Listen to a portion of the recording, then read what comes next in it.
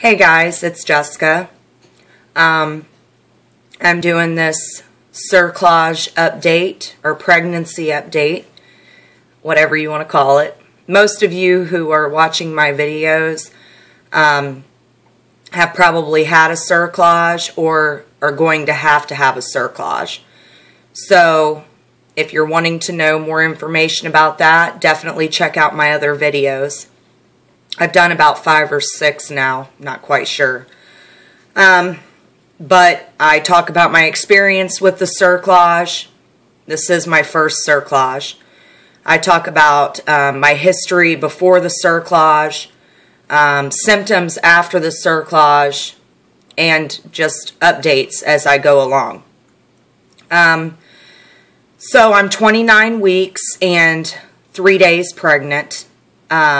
My last video, I believe I was 24 weeks and 6 days pregnant. So it's been about a month since I've done a video update. Maybe a little longer. With, actually, yeah, December 6th was the last time I did a video. And it's January 8th today. So I've been really busy with Christmas and New Year's and working and all that good stuff. Doctor's appointments. I just really haven't had time. And my fiance was off work through Christmas and New Year's. So we prepared the nursery as much as we could before he went back to work. He painted and we got the crib put together and all that good stuff. I will, at the end, try to kind of give you guys a little view of the bedroom. You know, just to give you guys some ideas or whatever. So, a lot has happened since I have talked to you guys last. Everything is working out. The baby is healthy, you know, from what they know. He's doing great. He kicks a lot. He's very active. And of course, it's always in the evening when I'm trying to relax or I'm laying down. You know how that goes. And we are naming him Anthony, so it is a boy, if you haven't watched some of my previous videos. I'm naming him Anthony after his father. So, he won't be a junior, though. He'll be the second. And a lot of people say, oh, well, they'll still call him Junior. Not really. I don't think so, because my fiance goes by AJ. His middle name is John, Anthony John. And he's always been called AJ his whole life. The only person that calls him Anthony is his mom. So, I think most people will still call my son Anthony. But anyways, back to the, you know, topic here. The Cerclage is holding perfectly. I haven't had any changes in my cervix whatsoever. No weakening of the cervix, no dilating, no thinning, nothing. So last time I talked to you guys, I was 24 weeks and I had just had my glucose test done. The hour glucose, the 1 hour glucose. Well, about 5 days later, I got a phone call from my doctor's office saying that I had failed the glucose test and that they wanted me to go to the hospital and have what's called the 3 hour glucose test. I can tell you I was not happy, okay? I was scared. I do not want to have gestational diabetes. Who does? You know, and that's not something we can probably pick and choose. So I was just praying and hoping that I didn't have gestational diabetes. Well, after Christmas, I finally made it to the hospital because I have to tell you, I was procrastinating a little bit, especially with the holidays and just everything going on. And I live in Ohio, so we got hit with a lot of snow like right after Christmas, like the very day after. So I didn't make it up there as soon as they wanted me to, but I did make it up there before my following doctor's appointment. And luckily, I passed. I don't have gestational diabetes.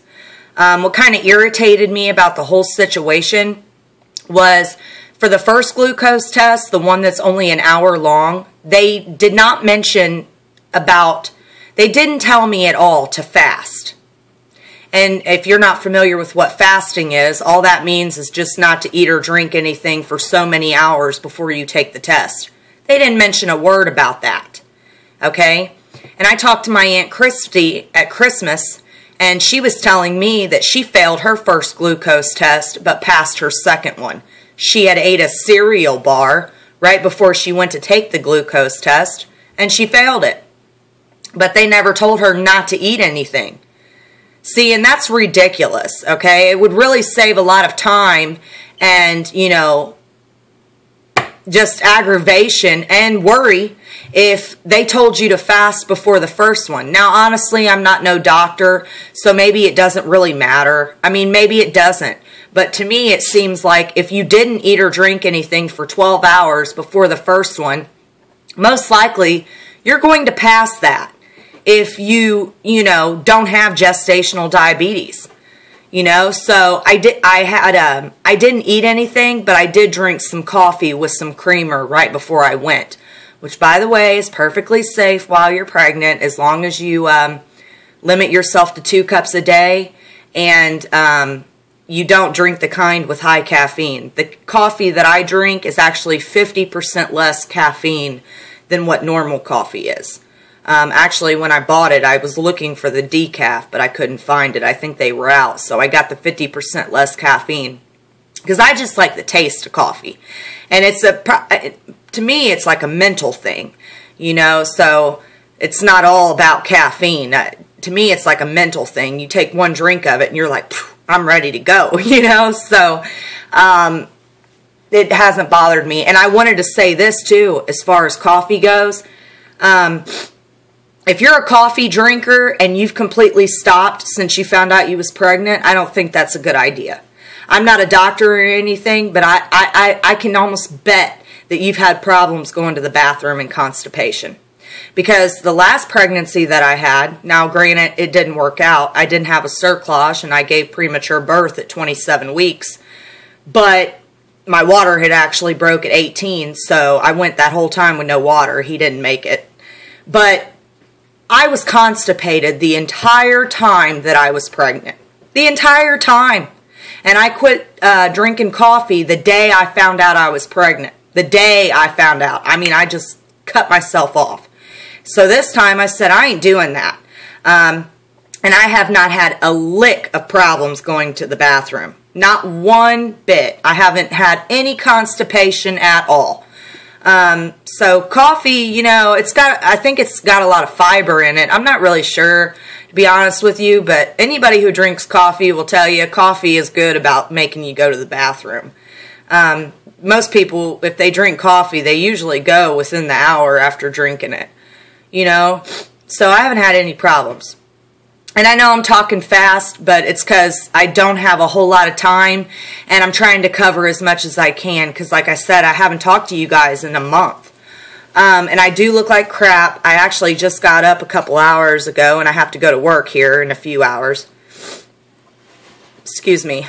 I got a little bit of burp going on. It's been a pretty enjoyable pregnancy. I mean, as far as not having any problems and not really worrying a whole lot. Haven't been on any bed rest. I'm out of school now. Well, I would be out of school anyways because Christmas break and New Year's break, they don't start back until January 15th. But I'm due March 23rd. And the new term starts January 16th to April 17th or something like that. So I talked to my financial advisor at school, and I was telling her, you know, there's no sense in me starting another term that I can't finish. And she agreed. You know, it's just pointless, you know, because I'll make it through all those classes. Not only that, I don't want to be in the middle of a class when my water breaks because my school's 35 minutes away. That would be horrible. So my nose itches. So I'm not going back to school this term. And I'm not going back to school the following term either because the following term starts like April 17th. Well, the baby, say I do carry 40 weeks and I have him on March 23rd. Say I go over my due date. Who knows what the situation's going to be with a cerclage. I mean, I really don't know what to expect. It's my first one. So I just don't know what it's going to be like. And if I go back April 17th, well, the baby's not even going to be a month old. You know, most daycare centers won't even take a baby that small. And if I'm breastfeeding, that's not enough time. It's not enough time to be with my baby. It's just not enough time. Hell, you don't even go back to work for 6 weeks, most people. So after having a baby, for many reasons, you could have a hemorrhage, you could, you know, it's just not healthy. You need to stay off your feet as much as possible for at least 6 weeks after having a baby. So I'm taking 2 terms off school. That's the bottom line. Taking 2 terms off school. Don't really have a choice in the matter because, you know, it'd be different if the baby was like born in like, you know, if he was due at the beginning of February. Then I could make it, you know, to the 2nd term of school. I could make it to that and just take 1 term off because that'd be 2 months. That'd be plenty of time to bond with the baby and, you know, all that good stuff and find a babysitter and all that. But I'm not going to be able to do all that because he's not due until the end of March. Now, from what I know, they take the cerclage out when you're about 36, 37 weeks. From the research that I have read, it could go 2 ways. If you hear that noise, that's my dog over here. He's driving me nuts. It could go 2 ways. Either A, the day they take the cerclage out, 36 or 37 weeks, I could start dilating immediately. I read one story where a lady had her cerclage taken out at 36 weeks and she was dilated 4 centimeters before she even left the doctor's office. They didn't even tell her to go home. They told her to go straight to the hospital. So it could go either way. Or they could take the cerclage out and my cervix won't want to open at all. And I'll carry 40 weeks. And then when they go to induce me, it could open, or it could be like, hey, I've been sewn closed this entire time. I'm not opening. I'm not doing nothing for you. And then they'll have to give you a C-section. Whatever.